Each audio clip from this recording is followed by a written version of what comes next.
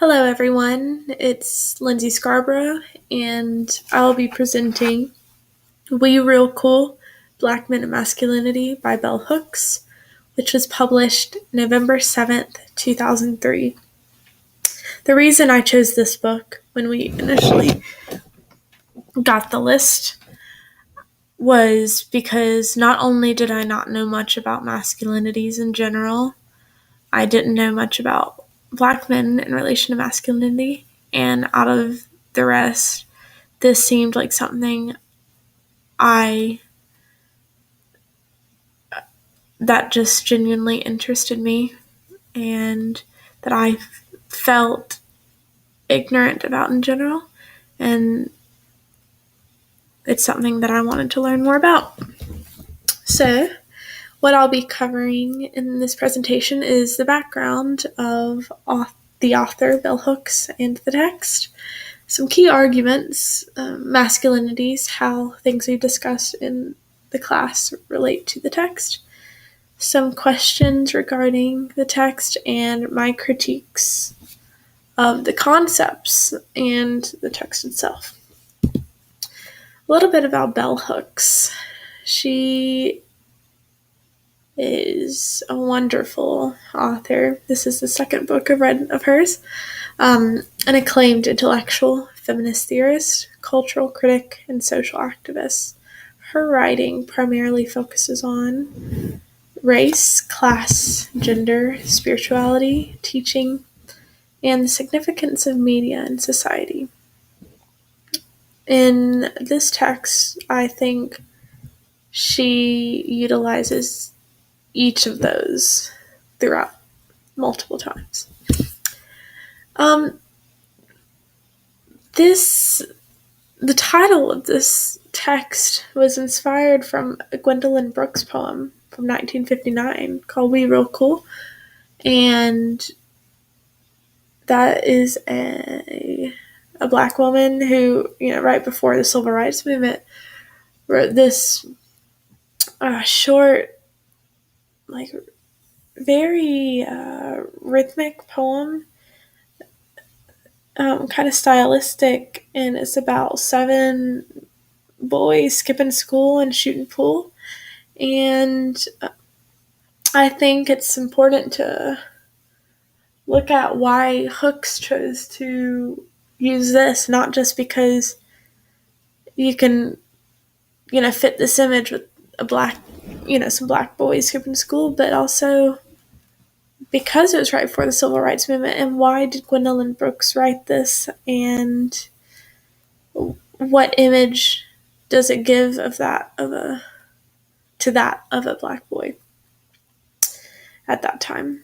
And this text is a collection of 10 essays. Plantation Patriarchy, which is looking at slavery and the abolishment of slavery, and how that point of history affected Black men then and still affects them today. Gangsta culture, and how the concept of providing for your family and is sometimes relates to committing crimes to be able to provide for them instead of conforming to the white patriarchal society and working a career where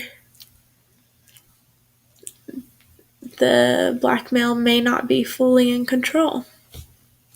Schooling black males, which is about education of boys and men and how that affects them. Don't Make Me Hurt You, which is violence associated with black men. It's a Dick Thing, which is sexualization of black men. From Angry Boys to Angry Men is how this anger sometimes fuels this race. Waiting for Daddy to come home. The father figure in black families. Doing the Work of Love is about love in regards to Black men, not only just romantic relationships, but also could be mother and son, brother and sister, and how these relationships throughout their lives affect romantic relationships in their lives. Healing the Hurt. Hooks really hopes to, kind of look at these issues and try to find ways that they can be acknowledged and not fixed, because they can't be fixed, but look at ways of moving on from them and how our society can, move forward in all of this.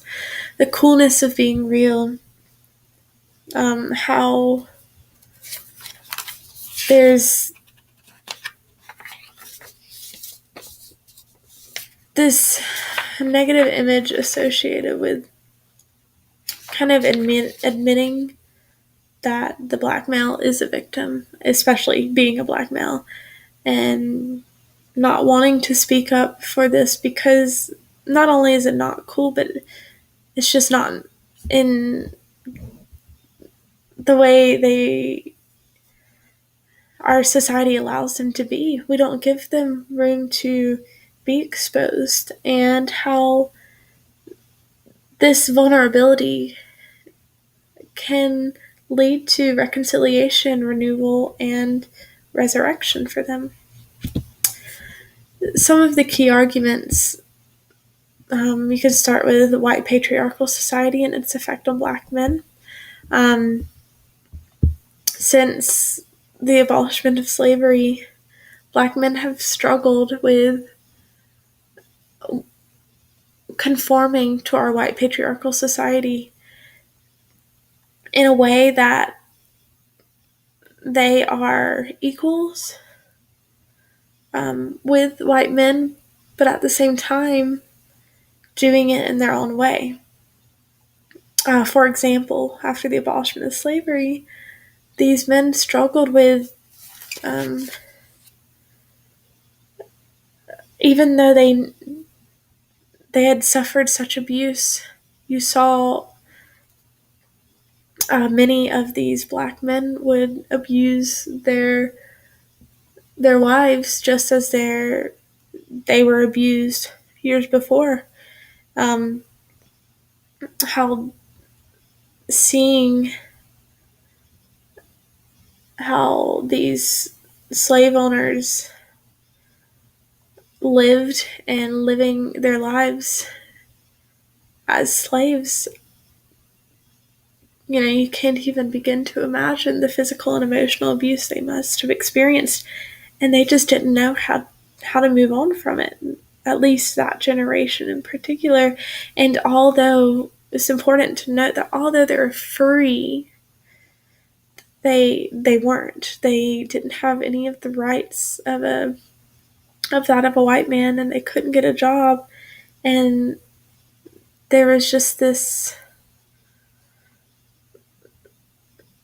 hunger and this desire to live life as a white male does in society, and they just couldn't. And you can fast forward to right before the civil rights movement. Let's say in the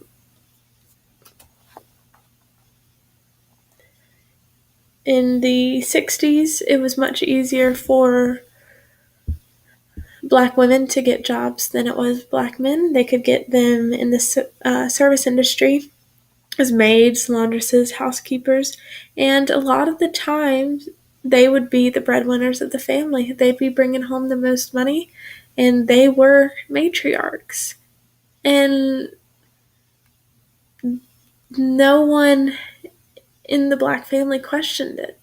It wasn't an issue, and it is so easy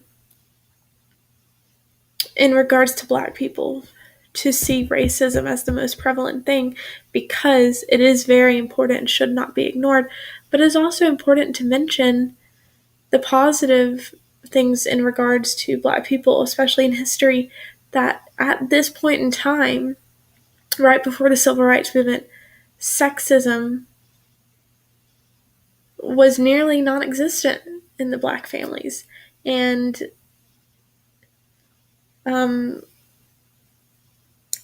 somewhere, I don't have the exact quote written down, but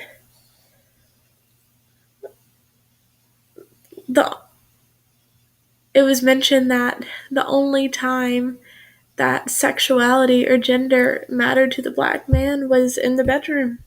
Other than that, the black woman being in control and having power of the family was completely fine. They, split roles evenly, and she just happened to bring home the money. And then, after the civil rights movement, the goal was for the white man and the black man to be seen as brothers. They are seen as equals, and as a result, our society is integrated. But what this did is this bound the white and black man by masculinities and shared allegiance to patriarchy. At this point, black men began blaming black women for their fate. And this led to one of the greatest gender wars of all time, that's between the black man and the black woman, as they were trying to integrate themselves into the white patriarchal society. And ways to not be under a white man's control. This can be seen in many different aspects. Gangsta culture, where black men may turn to crime because it is sometimes an easy way to make a lot of money. And even Martin Luther King Jr. said, in addition to many other beautiful things, he said, "I still contend that the love of money is the root of much evil and may cause a man to become a gross materialist." And this thirst for, quick and easy money and providing for their families, like the intentions probably are good, you could argue, but that's, as a result, many of these men who go into gangster culture end up in prison. But you can also look at black men's role in professional sports, how the elegance and grace of their body, which was once brutally used and abused, is, ideal for sports and performing well.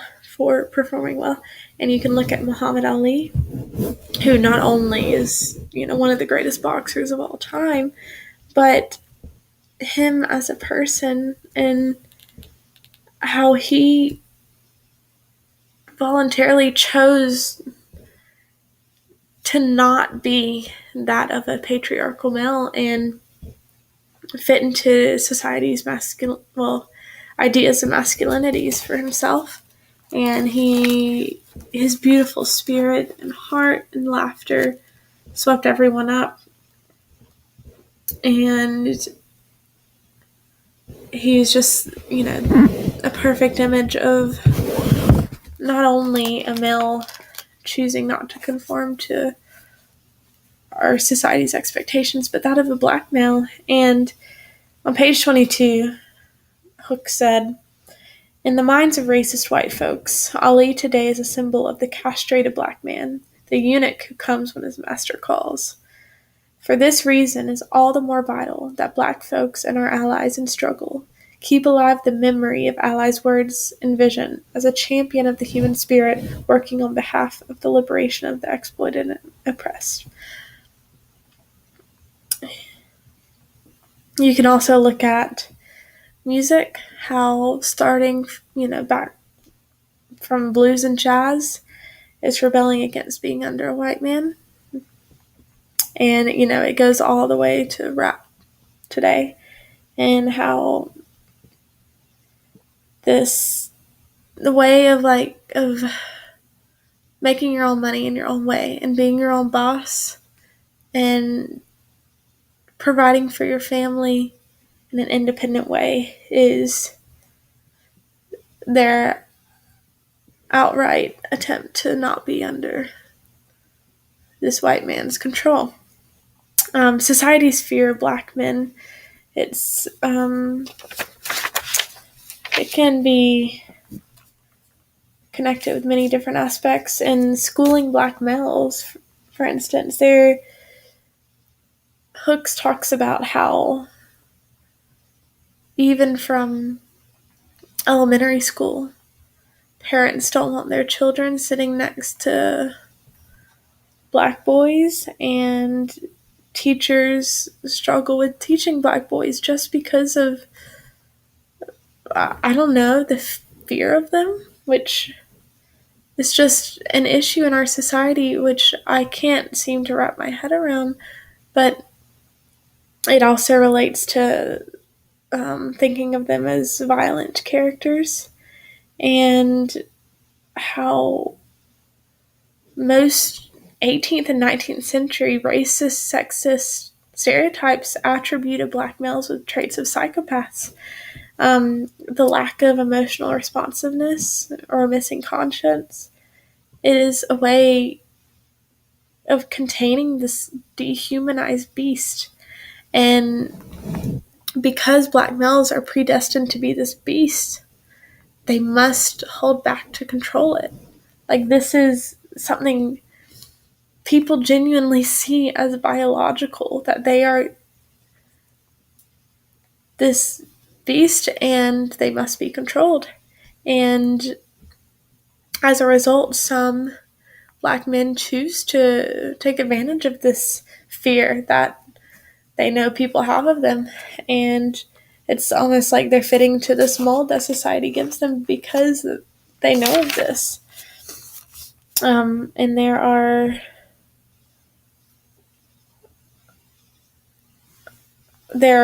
black men who have allowed themselves to become poster boys of brute patriarchal manhood and concomitant women hating, and choose to accept that for what it is.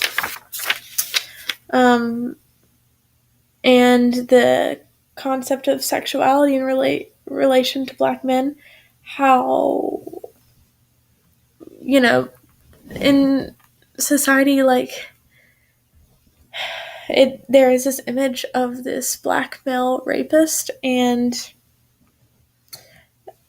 of the fear of that, but also it's shown in multiple different ways that there is a fantasy of it as well, because not only is a black male's body sexualized, but it is kind of idealized in a way.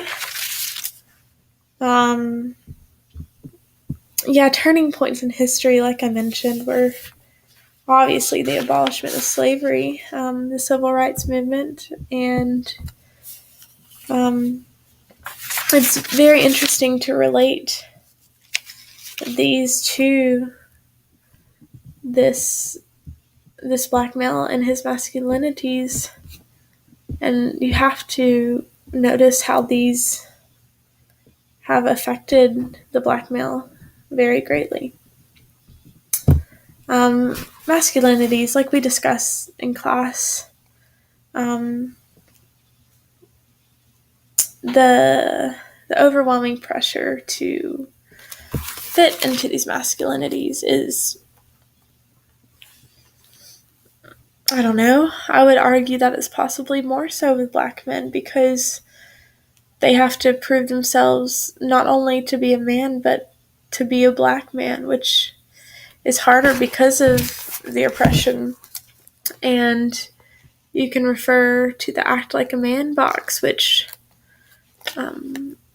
shows aggression and being responsible and, possibly being violent, sticking up for oneself, making money. There are these expectations from society to be these be this man and have these characteristics that they want him to have in order to be a successful man. And if not, society tells you you will get your ass beat and you will be a failure. You'll be called a wimp. You'll probably be called gay. Whoops. The rest of your life, you will be picked on. And for some black men who might live on the streets, if any of these weaknesses are shown and you don't show yourself as a strong man consistently, it could mean your life. It could mean, you fighting for the survival of yourself and your family. And then Hook says on page 94, as black males courageously confront the pain in their lives, facing reality, they can take the broken bits and pieces and make themselves whole again. Who benefits from this text? I genuinely believe that anyone, whether that be a black male, black female, white male, white female, of any age, of any background, could benefit from this text. It is important for as many people to read this as possible, because then you can begin to acknowledge these issues and choose to fight against them and choose to move forward as a society in making the next generations not feel this overwhelming pressure to be a certain way. Why did Hooks choose to write this text? I think not only just being an activist, but being a woman of color, I think she has seen a lot of this throughout her life. I forget exactly, I think she's in their early 50s. And she has seen it throughout a couple generations and how it affects black men and those surrounded by them. And I think she wants to bring attention to it and wants to question it and wants to, as a black woman, I think she wants to say things that black men wouldn't say. And I think it was very brave of her and a very smart move on her part. When in the text did I agree and disagree? That's tricky. It's hard to say because, like I said at the beginning, I had very little knowledge going into it. And all I knew was, my personal experience. And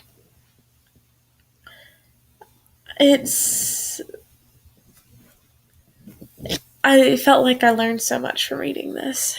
And I think Hooks presented it in such an eloquent way and the best possible way I could think of anyone going about discussing this topic. So I wholeheartedly agree with the way she chose to approach it. And at the end, the way she described how we can move forward as a society and how this image can be fixed as long as we choose to open it up like she did in the text. And disagree, I wouldn't say there's any room for me to disagree with because of the approach she had on it. The critique of text and concepts used, I think, like I've said, moving forward as a society, it is important that we do read books like these and bring about conversation with this and choose to address these issues in our society and not just look at this as a biological predestined